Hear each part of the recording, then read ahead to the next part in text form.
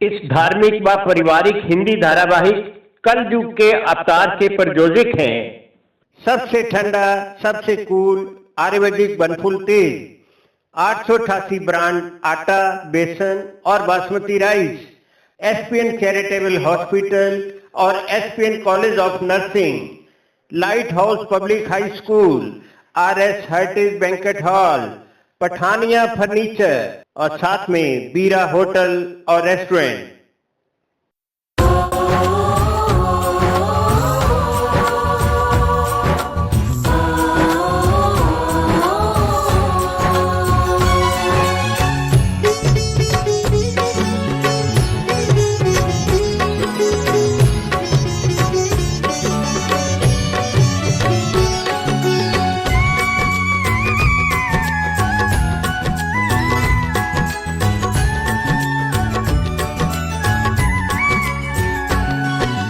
कलयुग के अवतार महंत राम प्रकाश जी है कलयुग के अवतार महंत राम प्रकाश जी। मसीहा थे गरीबों के महंत राम प्रकाश जी। मसीहा थे गरीबों के महंत राम प्रकाश जी। कलयुग के अवतार, कलयुग के अवतार, कलयुग के अवतार, कलयुग के अवतार। अरे कमल भाई, घर पे ही हो? हाँ हाँ, आज संडे है। आजा आजा, घर पे ही हूँ। सुरेश भाई, क्या हाल है? ठीक है भाई, आप सुनो। बैठो। वो तो उदास नजर आ रहे हो, क्या बात है? अच्छा ये बताओ, तुम्हारे सोनू बेटे की आंखों का क्या हाल है? कोई फर्क पड़ा? नहीं यार, मैं तो इन सब डॉक्टरों और हॉस्पिटलों के चक्कर काट काट कर बिल्कुल हार गया। आज आप तो समझ नहीं आ रही क्या करूंगा। खैर, तुम अपने स्कूटर की चाबी दो। कहाँ जाना है? यार मैं आज सोच रहा हूं, आज महाराज जी को दतार पर लाल द्वारे में मिल ही आऊं, शायद वो ही कोई मेरी समस्या का हल बता दे। हाँ यार, बिल्कुल सही सोचा तुमने। सच पूछो तो मेरे इकलौते बेटे राहुल की जान भी उन्होंने बचाई थी। वो कैसे? आज से लगभग 2 साल पहले की बात है। अच्छा। मेरे बेटे राहुल को एक जहरीले कीड़े ने काटा और हमारे देखते देखते उसका सारा शरीर नीला पड़ता चला। ऐसे लगता था जैसे कोई जानलेवा बीमारी हो। हमें तो उसके बचने की कोई उम्मीद ही नहीं थी। चारों तरफ से निराश होकर मैं भागा भागा दतारपुर महाराज जी के पास गया। मेरी सारी बात सुनने के बाद उन्होंने मुझे एक पहाड़ी जंगली बूटी का पता बताया और बोले कि इस बूटी के पत्तों को पीसकर उसका लेप बच्चे के सारे शरीर पर लगा देना। अच्छा। शाम तक अगर भगवान ने चाहा तो बच्चा पूरी तरह ठीक हो जाएगा। मैं भागा भागा घर आया और वैसा ही किया जैसा महाराज ने बोला था, और वाकया ही है, शाम तक बच्चा पूरी तरह ठीक हो गया। हमारे महाराज जी तो अंतर्यामी है, हम ही उनकी महिमा नहीं जान पाए। बिमला, बिमला। हाँ कमला, आजा आजा, आ बैठ। बिमला, अब क्या हाल है तेरे बेटे का? मगर हुआ क्या था? अरे क्या बताऊं कमला बहन, हमारा जो बेटा ना 15 दिन पहले छत पे बताओ उड़ाता उड़ाता नीचे गिर गया था। हाथ पांव तो परमात्मा की कृपा से ठीक रहे, मगर न जाने उस दिन उसकी आंख की कौन सी नस में गहरी चोट लग गई जिससे उसकी दोनों आंखों की रोशनी चली गई और आज तक नहीं आई। तब से लेकर अब तक हमने कोई डॉक्टर, कोई हॉस्पिटल नहीं छोड़ा, सब जगह दिखा चुके हैं बहन, मगर अभी तक कोई फर्क ही नहीं पड़ा। फिक्र मत कर बहन, भगवान पे भरोसा रख, सब ठीक हो जाएगा। अच्छा खैर तू बैठ, मैं तेरे लिए पानी लाती हूँ। मामा, मामा, मामा कौन है मामा? सोनू बेटा, मैं तेरी कमला मौसी आई। अब कैसा है तू? मौसी, आंखों के भी तो चारों ओर अंधेरा ही अंधेरा मौसी। पता नहीं मौसी, मेरी आगे की जिंदगी का क्या होगा मौसी। क्या मैं जाके पर अंधेरे में ठोकरे खाता रहूंगा मौसी। हाँ बेटा, लेट लेट बेटा, लेट जा। हिम्मत का हौसला रख, सब ठीक हो जाएगा। सोनू बेटा, हिम्मत ना हार, भगवान पर भरोसा रख। उसके घर में देर है, अंधेर नहीं। बाबा लाल जी ने चाहा तो सब कुछ ठीक हो जाए। कमला, ये लो पानी। बहन, भाई साहब नजर नहीं आ रहे, कहाँ गए हैं? सुबह ना महाराज जी से मिलने को कह रहे थे, शायद वहां न गए हों, अभी आते ही होंगे। लो, वो आ गए। नमस्ते। नमस्ते। जी ठीक ठाक। हाँ जी, ठीक। मैंने कहा जी, क्या कहा महाराज जी ने? विमला, महाराज जी ने थोड़ा ध्यान लगाकर देखा और मुझे कहा कि तुम्हारी अलमारी में दवाइयों वाले डब्बे के पास एक देसी दवाई की काले रंग की शीशी पड़ी है। उसमें जो दवाई है वो उस बच्चे की आंखों में डाल दो। बाबा लाल जी ने चाहा तो सब ठीक हो जाएगा। हाँ, अरे देखो विमला, जेल मिल गई काले रंग की शीशी, इसमें तो दवाई भी है। दिखाना जी जरा। सुनो जी, ये दवाई तो बहुत सालों पुरानी है, मुझे तो याद भी नहीं ये काले रंग की शीशी कब रखी थी मैंने यहाँ। पता नहीं इसमें कौन सी दवाई है, कहीं और नुकसान ना हो जाए जी। अरे बिमला, तेरे को कितनी बार कहा कि मैं महाराज की बात पर कितना टूट विश्वास करता हूँ। अब जो होगा देखा जाएगा, मैं महाराज की बात नहीं डाल सकता। सोनू बेटा, सोनू बेटा, बेटे आंख में जे दवाई डलवा लो। आंख खोलो बेटा, डलवा लो। बेटे घबराना नहीं। शाबाश मेरा बेटा। बेटे दूसरी आंख भी खोलो। शाबाश। बेटे घबराना नहीं, महाराज ने चाहा तो बिल्कुल ठीक हो जाएगा। बाबूलाल जी ने ठीक कर देना मेरे बेटे को।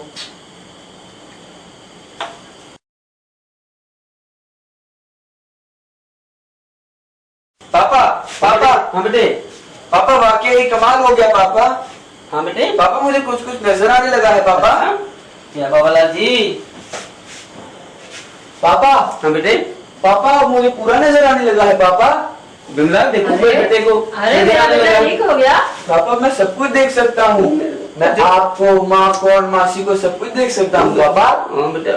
कमाल है, महाराज को दुतारपुर में बैठे बैठे कैसे पता चल गया कि इनकी अलमारी में एक काले रंग की शीशी पड़ी है, उसमें आंखों की दवाई पड़ी है और वो दवाई आंखों में डालने से इनका बच्चा बिल्कुल ठीक हो गया। ये तो वाकई चमत्कार हो गया। सुनो कुछ, मेरे ठीक हो कुछ, मेरे ठीक हो गया। अरे बेटा ठीक हो गया। तुम नजर आने लग गए तो मेरे कुछ ठीक हो गया। भाई साहब, मानना पड़ेगा, इस दवाई ने तो वाकई करिश्मा कर दिखाया। हमारे सोनू बेटे की आंखें बिल्कुल ठीक हो गई। कमला बहन, ये करिश्मा अकेला दवाई ने नहीं किया, ये करिश्मा तो हमारे महाराज ने किया। वाह महाराज, मैं आपका किस जुबान से शुक्रिया अदा करूं कि आपने मेरे इकलौते बेटे को जिंदगी भर के लिए अंधा होने से बचा लिया। वाकई महाराज, आपकी महिमा अपरंपार है। जय सतगुरु बाबा लाल जी दा बोल साचे दरबार की जय। जय दतारपुर वासी दा बोल साचे दरबार की जय। अज सतगुरु आए घर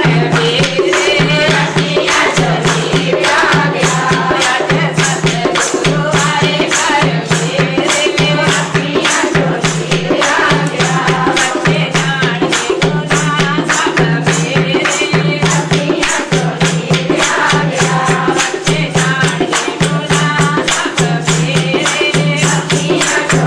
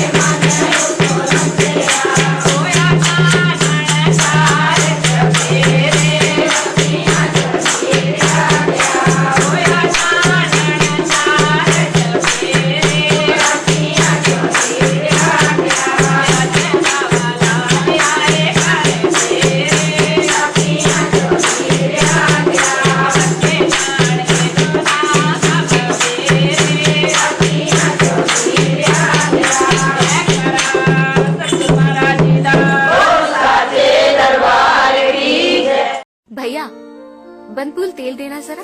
ओह मिस्टर एंड मिसेज वर्मा, ये लीजिए आयुर्वेदिक तेल बनफूल। तेल तो बहुत सही चुना है तुमने।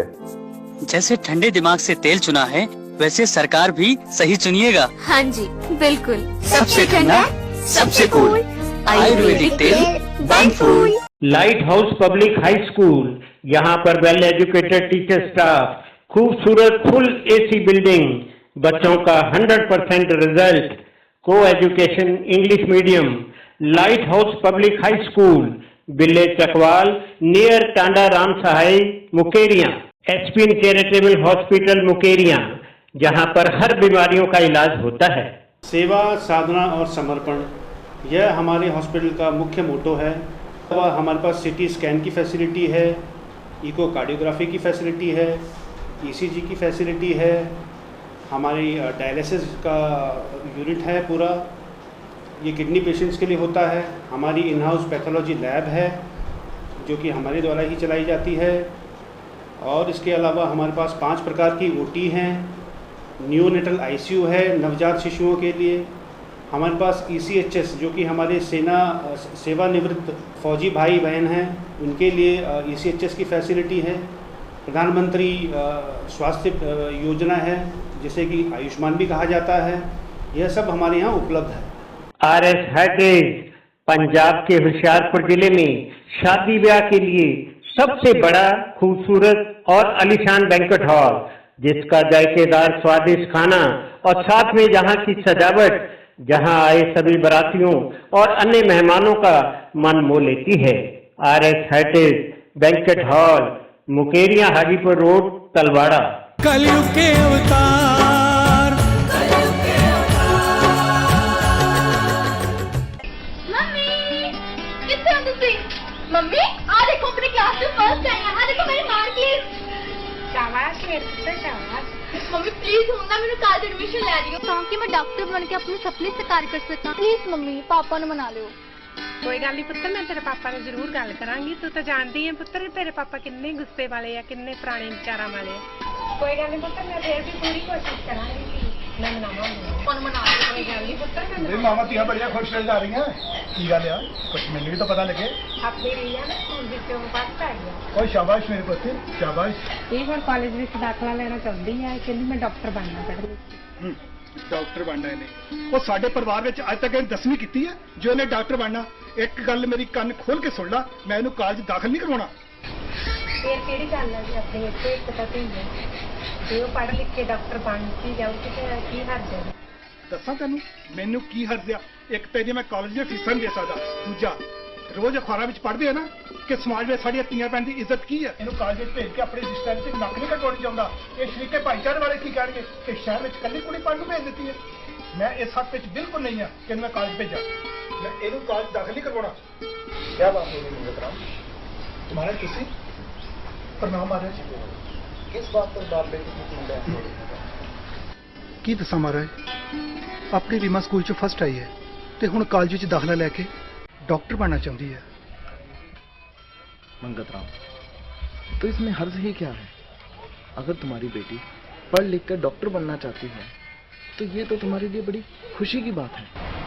महाराज खुशी का भी जेकर लड़का होंदा तो ये बारे में जरूर सोचता, पर ये तो एक लड़की है, इसमें अपनी साथ में रहना चाहिए।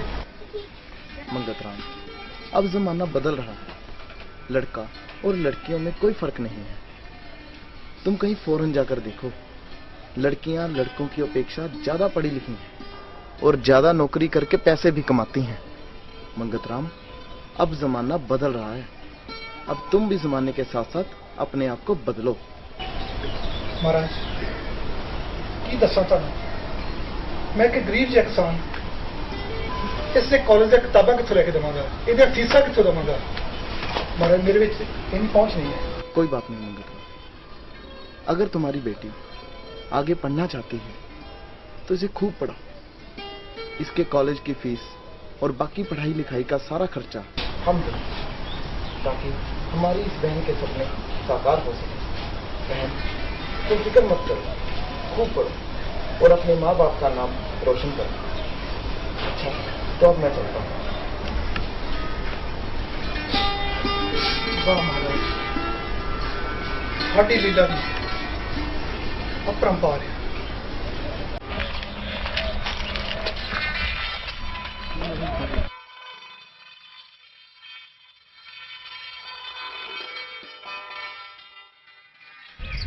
अरे भाई, मैंने रास्ते में कई घरों पर लाल रंग के झंडे लगे हुए देखे हैं। इन झंडों का राज तो बताओ। राजबाज कुछ नहीं महाराज, इस गांव में एक साहूकार रहता है जो जरूरत पड़ने पर गांव वालों को पैसे से मदद करता है और बाद में उनका मकान गिरवी रख लेता है। और महाराज उनके मकानों के ऊपर एक एक लाल झंडा लगा देता है। तो जितने भी लाल झंडे वाले मकान है महाराज, उसी के पास गिरवी पड़े हुए हैं। तो ये बात है। हाँ जी, चलो जैसा ऊपर वाले को मंजूर। पठानिया फर्नीचर, नए नए modern design. Pathania furniture, fancy wooden और स्टील से बना। पठानिया फर्नीचर, कम दाम और बढ़िया क्वालिटी।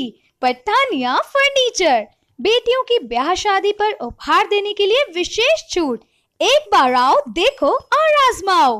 पठानिया फर्नीचर। बीरा होटल और रेस्टोरेंट में यहाँ रहने के लिए लिफ्ट समेत खूबसूरत और बढ़िया आलीशान कमरे और रेस्टोरेंट में हर प्रकार का स्वादिष्ट बढ़िया खाना और साथ में शादी ब्याह व अन्य फंक्शनों के लिए 2 खूबसूरत बढ़िया बैंक्वेट हॉल। बीरा hotel, Pong dam main road, Talwara. वाह, कितनी नरम चपाती है। वाकई, और कड़ी चावल का भी जवाब नहीं। पुलाव भी बहुत टेस्टी बने हैं। खाना किसने बनाया है? मैंने पापा। Very good. बहू किसकी है? इन चावलों में कितनी अच्छी खुशबू है। मम्मी, आज खीर भी बहुत टेस्टी बनी है, मजा आ गया। ये सब कमाल है इंडिया के नंबर 1 888 ब्रांड बासमती राइस, आटा और बेसन का। 888 के खाद्य प्रोडक्ट घर में लाओ और खुशियाँ मनाओ। कलयुग के अवतार। हो जा, अभी पापा आएंगे, दवाई लाएंगे, क्या ठीक हो जाएगी। भैया पढ़ रहा है, आप भी पढ़ोगे ना भैया के साथ, स्कूल जाओगे ना भैया के पास। आ गए आप? आज आने में बड़ी देर कर दी। ये देखो, अपनी बेटी मीनू का बुखार अभी तक नहीं उतरा। मुझे तो लगता है इसे मलेरिया हो गया है। और दूसरा, आपका बड़ा लाडला बेटा मोनू भी आज स्कूल नहीं गया। उसकी भी 2 महीने की फीस हम भर नहीं पाए। मुझे तो कुछ समझ नहीं आता मोनू के पापा, आखिर भगवान हमारी कब तक ऐसे ही परीक्षा लेता रहेगा। खैर छोड़ो, आज आप कुछ पैसे लाए हो? नहीं, आज भी कुछ काम नहीं है। आज तो बनिए ने भी उधार देने से मना कर दिया। वो कहता पहले पुराने पैसे दो, फिर आगे उधार मिलेगा। मुझे तो खुद समझ नहीं आ रहा कि मैं इस हालात में अब सबका पालन पोषण कैसे करूं। हाँ, सुनो जी, आप हमेशा कहते थे ना महंत राम प्रकाश जी आपके बचपन के दोस्त हैं। वो बचपन में कई बार आपको स्कूल में अपने हिस्से की खीर और खाना भी खिलाते थे। अगर वो आपके इतने अच्छे दोस्त हैं तो आप उनसे कुछ मदद क्यों नहीं मांग लेते। आज वो रामपुर और दत्तारपुर की 2-2 गड्डियों के महंत हैं। उनके पास पैसे देने की कोई कमी नहीं। ऐसे मौके पर एक दोस्त दूसरे दोस्त के काम नहीं आएगा तो भला कौन आएगा। और फिर ऐसे मौके पर ही तो अच्छी दोस्ती की पहचान होती है। बिमला, आज तू कैसी बहकी बहकी बातें कर रही। कहाँ वो इतने बड़े पहुंचे हुए संत महंत, जिनके सिर्फ दर्शनों के लिए कितनी लंबी लंबी कतारें लगी रहती हैं। अब मैं ठहरा मेहनत मजदूरी करने वाला एक गरीब इंसान, अब मेरा और उनका क्या मुकाबला। आज वो इतने पढ़े लिखे उच्च कोटि के विद्वान संत महंत, और फिर पता नहीं अब वो अपने बचपन के दोस्त इस दिनों को भूल ही गए होंगे। ओहो, आप यही बुझाते ही डाले जा रहे हो। यहीं पास ही 15-20 कोस पर रामपुर है, जाके मिलाओ और शाम तक लौट भी आओगे। अच्छा, अगर तुम जिद करती हो तो फिर मैं जा ही आता हूँ। हे बाबा लाल जी, इनकी रक्षा करना। मत मारो, मैंने क्या किया? मैंने पढ़ाना आगे। मत मानती। मत मारो, मैंने क्या किया? मैंने पढ़ाना आगे। मत मानती। मत मारो, मैंने क्या किया? मैंने पढ़ाना आगे। अरे भी आंटी, आप क्यों इस जवान लड़की को मार रही हो? मारू नहीं तो और क्या करूं? मेरा कहना क्यों नहीं मानती? मगर आंटी, इसने ऐसा गलत किया ही क्या है जो आप इसे इतनी बेदर्दी से मार रही हो? करना क्या है? अभी इसने स्कूल पास किया है और अब इसे कॉलेज में पढ़ने का भूत सवार हो गया। कहती है शहर जाकर और आगे पढ़ूंगी। मगर आंटी, इसमें हर्जी क्या है? ये तो अच्छी बात है ना? ओ मैडम जी, आजकल बच्चों को कॉलेज में पढ़ाना कोई आसान बात नहीं है। कॉलेज की फीस से किताबें और कई खर्चे जो मैं विधवा औरत नहीं पूरे कर सकती। ये देखो इसकी 2 छोटी छोटी और भी बहनें हैं। अब मैं अपना घर कैसे चलाऊं और इनको आगे और कैसे पढ़ाऊं?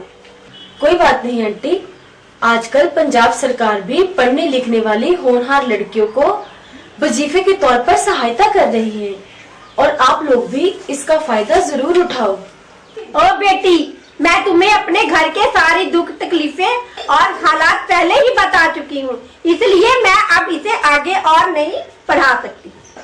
कोई बात नहीं आंटी, आप बाबा लाल दयाल जी पर भरोसा रखिए और अगर आपकी बेटी आगे पढ़ना चाहती है तो आप इसे आगे जरूर पढ़ाइए ताकि ये भी कल को पढ़ लिख कर कोई अच्छी सी नौकरी करके अपना और अपने खानदान का नाम रोशन कर सके। और चलिए, बाकी रहे इसके पढ़ाई के खर्चे की बात, वो अब से मैं पूरे करूंगी, क्योंकि मुझे आज भी वो दिन याद है जब एक दिन इसी तरह मैं भी अपनी 10वीं की क्लास में फर्स्ट आकर आगे बढ़ना चाहती थी। तो उस वक्त मेरे अनपढ़, गरीब, रूढ़िवादी विचारों वाला बाप भी लोकलाज और समाज के डर से मुझे आगे पढ़ने नहीं देना चाहता था। तो उसी समय भगवान की कृपा से हमारे महाराज महंत राम प्रकाश जी हमारे घर पर आए। तो जब उन्होंने मेरी पढ़ाई की इतनी श्रद्धा और इतनी लगन को देखा और हमारे घर की गरीबी के हालात को देखते हुए मेरी पढ़ाई की आगे की जिम्मेदारी खुद ले ली, ना महाराज मेरे ऊपर आज ये कृपा करते और ना ही मैं आज एक सरकारी डॉक्टर बनी होती। मैं आज जो कुछ भी हूँ ये सब उन्हीं के आशीर्वाद का नतीजा है। और आज मैं भी यही चाहती हूँ कि उस समय महाराज जी ने जो ये मेरे अंदर शिक्षा की जोत जगाई, मैं उसी शिक्षा की जोत से आपकी बेटी की शिक्षा की जोत भी जगाना चाहती हूँ, ताकि महाराज जी ने जो हम जैसी मजबूर और बेसहारा लड़कियों के लिए शिक्षा की जोत जगाई है वो कभी बंद ना हो और वो हमेशा इसी तरह आगे से आगे चलती रहे। अभी आप टीवी सीरियल देख रहे हैं कलयुग के अवतार। ब्रह्मलीन महंत राम प्रकाश दास जी वाकई कलयुग के अवतार थे। वे उच्च कोटि के विद्वान, शांत स्वभाव, पढ़े लिखे थे। वो हमारे ESPN charitable hospital nursing college Mukerian के चेयरमैन रहे। उनके कार्यकाल में हमारे हॉस्पिटल ने दिन दुगनी रात चौगुनी तरक्की की। वो चाहते थे हमारे इलाके की लड़कियां मेडिकल लाइन में उच्च शिक्षा ग्रहण कर समाज की सेवा करें। उनका नर्सिंग कॉलेज में बहुत बड़ा योगदान था। हमारी मैनेजमेंट सदा उनकी आभारी रहेगी।